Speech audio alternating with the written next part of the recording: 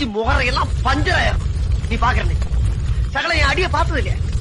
பார் என்ன அடிங்கிறத மட்டும் நீ.